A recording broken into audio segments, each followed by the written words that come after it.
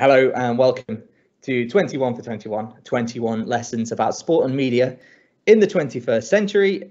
Today we're going to be talking about Twitch streaming, how Gerard Piqué is involved, how Messi was involved, and a bit of a revolution that's happening in the Spanish-speaking world in terms of sport and how you can watch it. Cool. Thanks, Jamie. So we've kind of put ourselves a bit of a challenge. We're 21 seconds into our podcasting career, and we've already committed to 21 episodes. So it's a nice challenge we've given ourselves there. So yeah, I guess let's start with the introductions of ourselves. So we're sort of LinkedIn buddies, I would say. We kind of but vaguely know each other personally, but we've connected recently because we're both Brits working in Europe in sports industry and sports media. So specifically for me, I'm working for a company called Irish Sport, based in Germany. So I live in Düsseldorf, but the offices are in Cologne and Karlsruhe. So I'm working fully remotely. So I'm in my office of my kitchen table as we record today.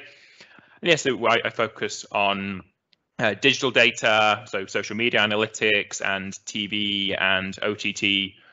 Streaming figures and analysis for sports properties hopefully all over the world, depending on how good I do my job is depending on how much over the world it is. And I'm a sports journalist based in Barcelona, as you said, both Brits, but both living abroad. So I think that's our kind of our accreditation. I think hopefully we're qualified enough to talk about these things. Today we're going to talk about a streaming service, a very popular streaming service. Let's be honest. It's 10 years old, and it's got 3 million broadcasters monthly, 15 million daily active users, and 1.4 million average concurrent users. It is, of course, Twitch, the biggest streaming platform arguably in the world. Yeah. So Twitch, as we were saying, so you might be listening to this and see Twitch as being only an esports platform. So it might be somewhere that you've watched your League of Legends or your FIFA Ultimate Team or Fortnite. But what we want to look at from our point of view is how it's recently diversified into more traditional linear sports, with the taking someone from the gaming sphere and blending into the real world. Sure. So we're going to talk a little bit about Ibai Llanos, who is Ibai, better known as. He is a 26-year-old Spanish streamer. He started in 2014. Like you said, video games, and he was big into esports. At the age of 19, he started kind of his professional esports career, if you like, with League of Legends. So it wasn't FIFA then? I know we're going to be talking football, so it was completely separate from. It wasn't even a football streamer. It was literally just gaming then. Absolutely, yeah. And then he went on to commentating on League of Legends matches. I'll get my words out. Yeah. Over time, he's grown his channel. He's also used YouTube to create content. He does some kind of, obviously, does the lives and stuff on Twitch. He also does more kind of, I would say, staged content, which often goes to YouTube, sort of reactions to sporting news or gaming news or things that are going on. And yes, he's pretty consistently grown to a roughly 6 million audience, obviously Spanish speaking. So is 6 million, is that the biggest, or is that one of the biggest? I could find out. Okay. He's got 6 million followers. I think obviously he's probably limited by the number of followers he can get due to the Spanish speaking element. If we look at Ninja, for example, Richard Blevins, he's got 16.9 million followers. He's a Fortnite League of Legends player as well, but English speaking, and I think that probably opens you up to a wider audience in general. But yeah, pretty 6 million followers is nothing to be sniffed at. Yeah. Actually, I've just pulled up a list of the top streamers in the world, and he's 9th with 7.6 million followers according to this list. And behind actually the Grefg, who I don't know if you know, is another Spanish streamer. Okay. his sort of Fortnite and Minecraft are his kind of like specialities. But he's recently done some stuff with MotoGP rider Marc Marquez, and he's another one that's kind of diversifying into the real world, if you like. Okay. And using other celebrities and influencers to bring more followers to his channel. Okay, so Ibai, he's not necessarily the very biggest, but he's well known, and he's got the presence of the over 7 million followers to gain that interest in what he's doing away from Twitch, or no, not away from Twitch, still on Twitch, away from esports, which is how did we find out what his link is to Piqué and Cosmos? So he started carrying out sort of these kind of like virtual events, if you like. So he did the La Liga Santander Challenge with La Liga, and he's done charity collaborations with them as well during the pandemic. Oh yeah. And I think his channel was getting pretty big, but I think like a lot of streamers over the past kind of 18 months, 2 years, with not only the kind of boom of Twitch streamers, but also the pandemic that has given more of an audience to a lot of these streamers. He's really profited from that, for want of a better word, and he's really grown his following. So then we've mentioned Piqué already. Obviously, this kind of connection with La Liga led him to connect with Spanish-speaking players, and he launched in February this year a new series on his channel. So he's got obviously his channel, but then he's got kind of features within that channel. Yeah. Almost like TV programs, if you like, within the Twitch channel, which I think more and more Twitch streamers are doing to kind of make clear distinctions between the content. So that's a feature. So if we go onto Twitch, Ibai's channel, it's click here for League of Legends, click here for Monday Madness. I don't know, it wouldn't be called Monday Madness, but that type of kind of thing, that kind of strategy. Yeah. So he started this series called Chatting Quietly, where he, very similar to this, connects with somebody noteworthy, and has an in-depth, at length conversation with them. Very similar to what a lot of people that have gone famous podcasting have done. Mark Maron, Joe Rogan, they've all gone down that route where they have a sit-down, in-depth conversation with somebody famous. And it's nice because quite often famous people don't get that kind of airtime and opportunity to speak openly and completely fluently. Yeah. So are these predominantly footballers who he's interviewing with, or is it people from all sorts of entertainment strands? So it's mostly footballers. Episode 1 was, of course, with Gerard Piqué. We've mentioned him several times. We'll get more into that connection shortly. Yeah, so for the Piqué super fans, we are getting to him, don't worry. But he has also interviewed Ronaldinho, who an absolute legend in the football world, of course. Or was that live from his prison in Paraguay, or what's Ronaldinho up to these days? I commentated a match with Ronaldinho recently, the Barca versus Real Madrid Legends match. Okay. And so Ronaldinho played. So he's gone himself for free. As did Luis Figo and Rivaldo, and it was a cool match. Nice. See all these big big names running around playing football.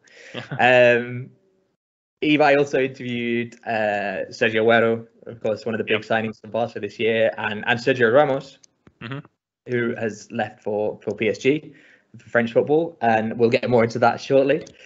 But he's also interviewed various music artists from the Spanish-speaking world as well. So, it's fair to say Ibai is fairly well connected now. He's made a name for himself in the kind of Spanish press, and he's got some pretty noteworthy friends, I think it's safe to say. So just to, for those not living in Spain, so these interviews with the very biggest name, so where would they normally be interviewed? So I guess in the UK on BBC, there's maybe Football Focus, or it might be an in-depth Monday Night Football on Sky. So what specific programs is Ibai taking these interviews from, or these additional content, would you say? Yeah, so probably one of the biggest kind of football chat shows is Chiringuito, which is similar to that kind of football, in a set in a studio. They sit down, they talk about the big news, footballing news from the week. They'll get interviews with players and that kind of thing. I think that's probably But was that the one that went viral when Eden Hazard was caught laughing on the pitch, and there's a super dramatic? It may have been. Like the host, I can't remember the name, is like an old guy who's friends with Florentino Perez. Yeah. Josep Pedro. Okay.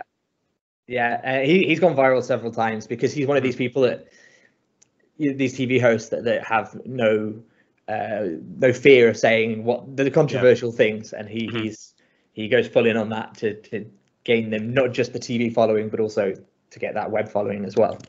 Okay. But I would say that's kind of the biggest competitor, if you like, for Ibai.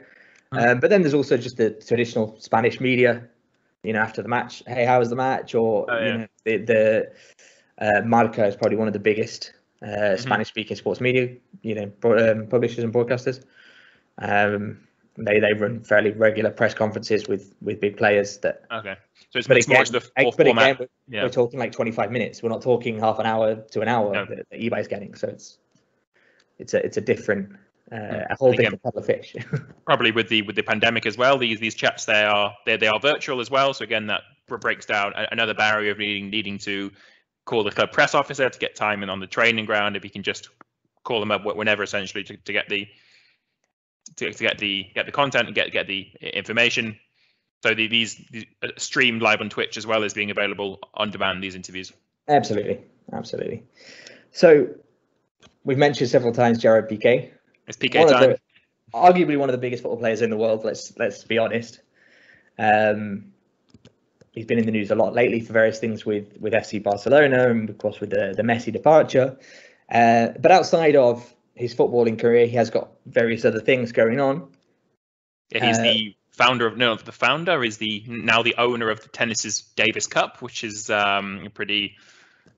I guess it's a good business deal, but it's not what you expect a current footballer to do, to invest in other sports. He owns a club in Andorra, who I think compete in the Spanish league system, but they're based in Andorra, married to Shakira. And the specific reason for what we're talking about here is what his company have been doing on Twitch. So what was the first broadcast or partnership on Twitch they had earlier this summer then, Jamie? Yeah, so his company, Cosmos, who are they're essentially a holdings company, a sports media investment company, and he launched it with the founder and chairman of Rakuten TV, who are best known as Barcelona's. Yeah, they're best known as Barcelona's title sponsors. They ran the show. And earlier on this year, they bought the Spanish broadcasting rights for the Copa America. So you would have thought that would be because of the amount of Spanish-speaking and La Liga players playing in Copa America. You'd have thought that would be the target for a bigger channel than one of the more traditional broadcasters. Yeah, well, obviously with those rights, he is able to sell them to broadcasters in Spain. Okay. But what he did is he partnered up with our friend Twitch streamer Ibai Llanos, and they broadcast the entirety of the competition free in Spain. To Twitch viewers of Ibai's channel. And so this was Ibai was commentating in his style. So one of the big stories at Copa America was Ben Brereton Diaz, the former Nottingham Forest player playing for Chile. So maybe a traditional commentator would be talking about, Brereton Diaz, this is his goal record, this is his tactical abilities, but was it more the traditional wow, goal, like super enthusiastic esports style reactions, or was he a serious football reporter on these games? It wasn't not a serious football reporter on these games, but I'd say it probably did lend itself better to that kind of esports commentary style. At the end of the day, we do what we know, especially when you're live on air and you're used to that. It is worth noting that Piqué did join him for the final of the Copa America. Okay. And of course, that was one of the big sporting events of the year, arguably, regardless of the Euros, which was massive. But certainly here in Spain, Messi's first big shot at that fight, finally getting that international title and facing none other than Neymar and Brazil. And so, it was a big deal. So Piqué joined Ibai, and they were actually at a theme park here in Barcelona. Sorry, a theme park, like they were sort of physically where there's a studio at this theme park, or so yeah, so they use kind of an event space, if you like, at the theme park, and yeah, they did the stream from there. So was this in front of a live audience? Were there people watching them talk, or? No, not particularly. It was but they got kind of like this makeshift set, if you like. So yeah, okay. They got the studio kind of set up, and they got the match, broadcast. Yeah. Okay, so it's not like they were doing a live reporting from behind the roller coaster, and you can hear the screams in the background. It was just the studio was at the theme park. Yeah, and no doubt there was some kind of agreement with the theme park, who after being closed for 18 months due to the pandemic, kind of would be looking for a way of boosting the number of people coming through their gates. So then obviously that was a big deal over the summer, and then the other arguably, or maybe not arguably, biggest sporting news of the summer was the departure of Leo Messi from FC Barcelona, which, I don't know about you, everyone thought was going to be a partnership forever. Yeah, I mean, it's especially after last year when there was the disagreement with Bartomeu, the president at the time. So it looked like, there's no way he could have left now. And there's talk of that investment from CVC Capital, which was, I think, the day before Messi's departure. So my assumption, and perhaps the assumption of many others as well, was that influx of cash would allow a rule bend just for Messi. So it's absolutely, and I think that was kind of the intention. And like you said, a year ago Messi wanted to leave, and then he said himself this year he didn't want to leave. But obviously, Joan Laporta, the current Barca president, and the board at Barca, along with Real Madrid and Athletic Club, if I'm not mistaken, decided that they didn't want that CVC investment because of the media rights that they would have to hand over to La Liga for 50 years, which they deemed excessive. I'm not one. I don't want to necessarily give my thoughts on that, but yeah, that was, and that's why they rejected that money, and that's why they couldn't afford to keep Messi in the club. Sorry, just this is side topic. So the CVC deal went through just without Barca, Real Madrid, and Bilbao. So exactly. The rest of the clubs did get the money or will get the money, and as far as I understand, yeah, that money is available to the rest of the clubs under whatever the terms are. I know that the Spanish Football Federation were involved in sorting out the kind of the terms and the conditions. Okay.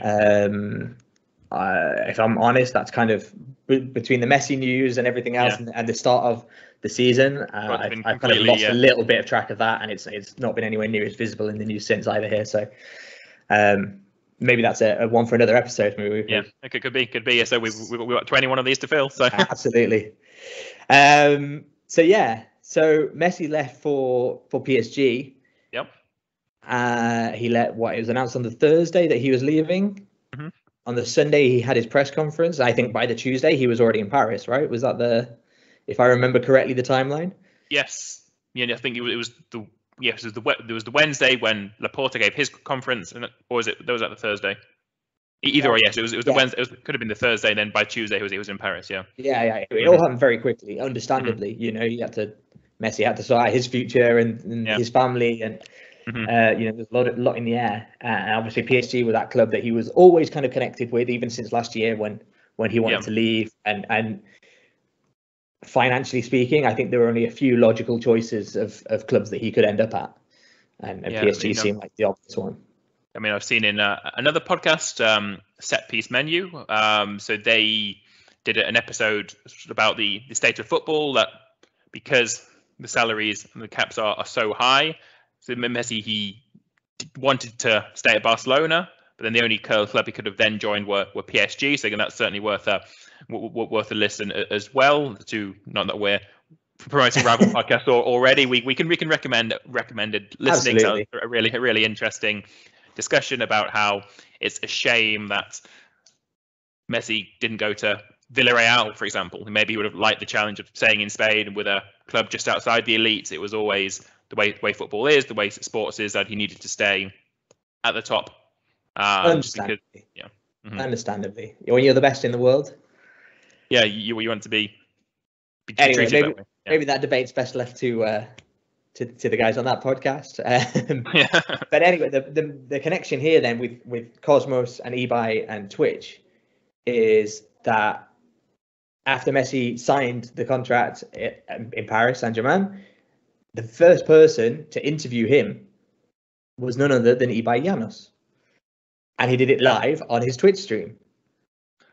Yeah, wow. So this is, as I said before, the biggest transfer in the world. It's not Media Pro. It's not, you think it would be a French channel, or beIN Sports, I think, who are owned by PSG's owners as well. It went straight to Twitch, almost. It seems unofficial.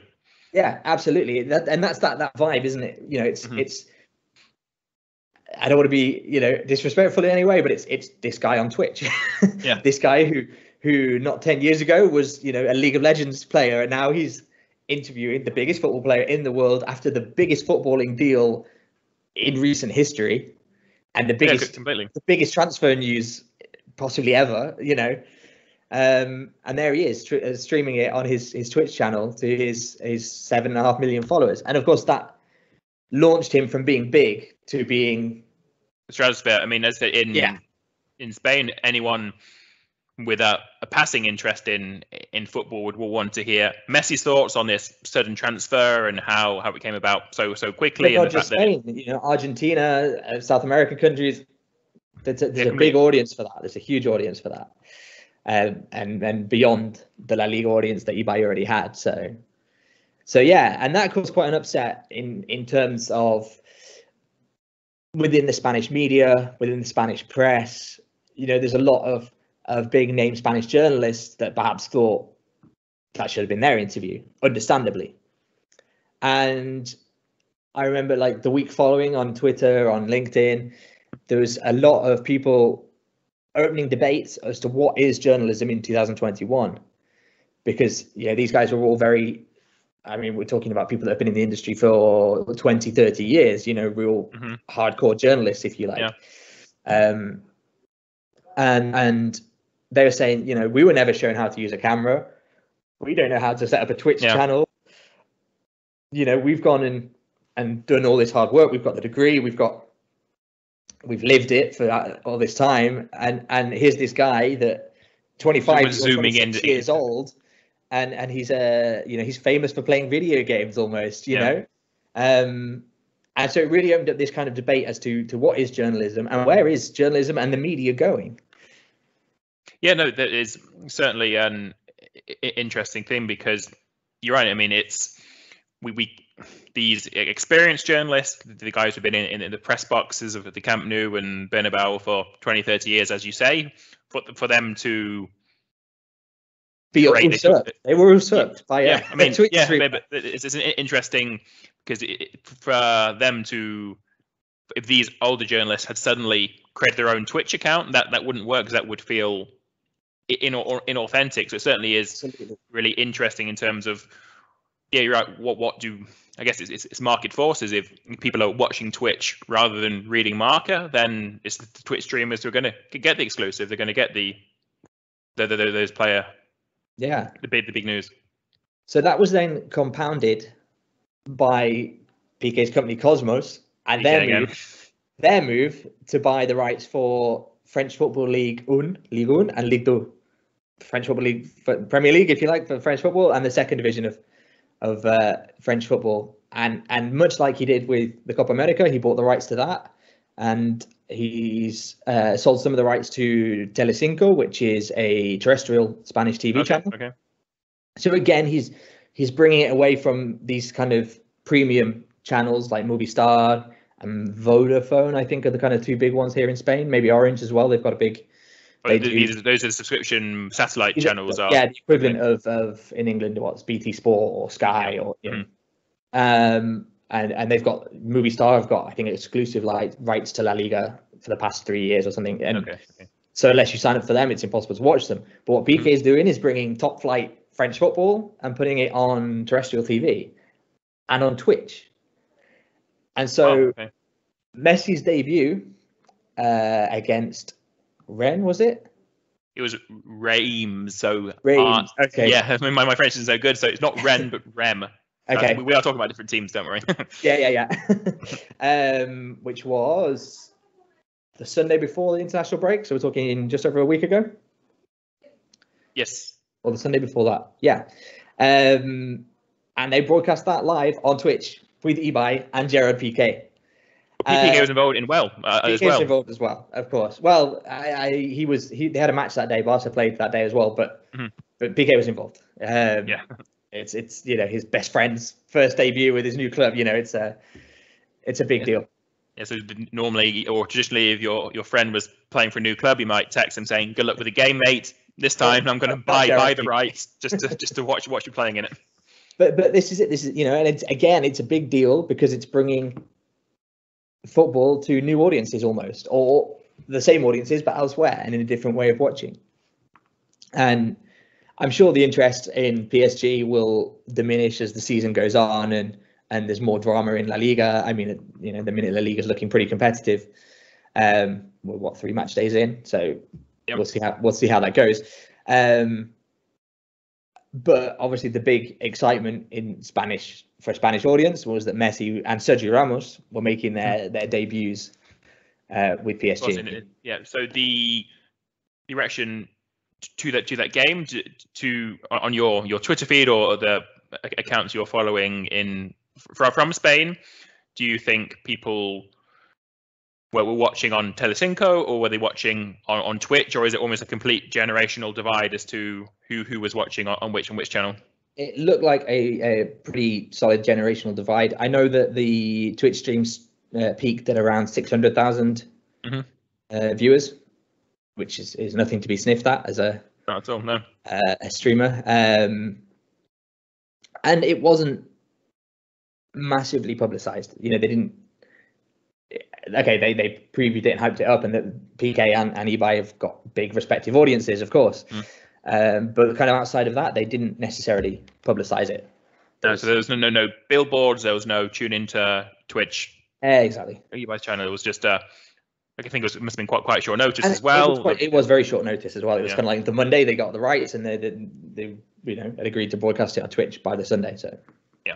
So it wasn't as if they hadn't previously bought the rights to the French league for this season. It was immediately post Messi. Let's capitalize on this type thing. Exactly. So I don't know. That's kind of the big story of the month, really, or the last couple of months here in Spain in terms of sports media. I think to add on to kind of pin on to the end of that, they announced this week, Piqué and Ibai, that they've bought a place in the League of Legends Super Cup. I'm not a big esports follower, but I understand a place costs 300,000 euros. Which is a small amount of cash. Piqué's just had a 50% pay cut. He's got to make his money elsewhere then. So yeah, but that's an investment, isn't it? Definitely by them, and they're putting together a professional esports team to compete in League of Legends in the Super Cup, and basically they're saying this season they're rookies. They're going to give it their best shot, but they're talking about down the road that they want to be the League of Legends champions. Yeah, I mean, with the ambition Piqué shown so far in its other ventures, and with someone with Ibai already being partnered with, it certainly seems like if you're going to launch a League of Legends team, those are the two guys you want backing it. So exactly. So it's almost like they've come full circle, Like Ibai started with this League of Legends, and he was a gamer and streamer, and then he's diversified, and he's he's clearly had been very clever with his networking, and he's been in contact with all these big names in the footballing world and outside the footballing world, and now they've come full circle, and he's brought Piqué into the fold of esports and League of Legends, and yeah, I guess it's blurring the two. I mean, in a simple way, live football and esports are both content, and I know there are different. You can follow football in different ways. You can follow League of Legends in different ways. But ultimately, if it's something that can be watched on a screen, then it's classed as content these days. So Absolutely. It's almost, why would they not invest in both, as it were? Absolutely, and I think it's going to be good for both sports. I mean, what seemed to become clear about the Super League is that football, in terms of audience, is in trouble. Although I think maybe that's arguably been proven wrong. But certainly they're saying they need to reach new audiences with football, bring football in new ways, and that's exactly what Piqué and Ibai are doing. And then on the flip side, they're perhaps bringing new audiences as well to esports, which is obviously a growing industry and a growing event. And they're bringing La Liga, Piqué, Barca fans to League of Legends and the Super Cup. So I hope this is the start of perhaps a revolution, as it were, for sports and for esports in general. And perhaps we'll see different people collaborating on different mediums to make that happen. Yeah. So I think Messi was the biggest story because of how surprising it was, but the Cristiano Ronaldo going back to Man United was less of a splash because it was known he was unhappy at Juventus and they had salary issues. But back to what we've said, I haven't seen any interviews with him yet. So do we in the UK? I mean, my guess is that his first interview will be with Gary Neville's YouTube channel. That's my prediction. So again, it's as we've been. I would imagine so. Yeah. I mean, they've already got the relationship from the Manchester United connection. You know, it would be a logical place, but who knows? Yeah, maybe there is a similar Twitch streamer waiting to make that leap in the UK. Yeah. I think Huzzy Games is one of the biggest streamers in the UK, right? I think so. But again, it's kind of League of Legends and that route, you know. Yeah. Looking forward to seeing some streamers diversifying perhaps a little bit there too. I think that maybe brings us more or less to a close on this story for today. We do need to. What's the lesson we've learned? Do you think, Stuart?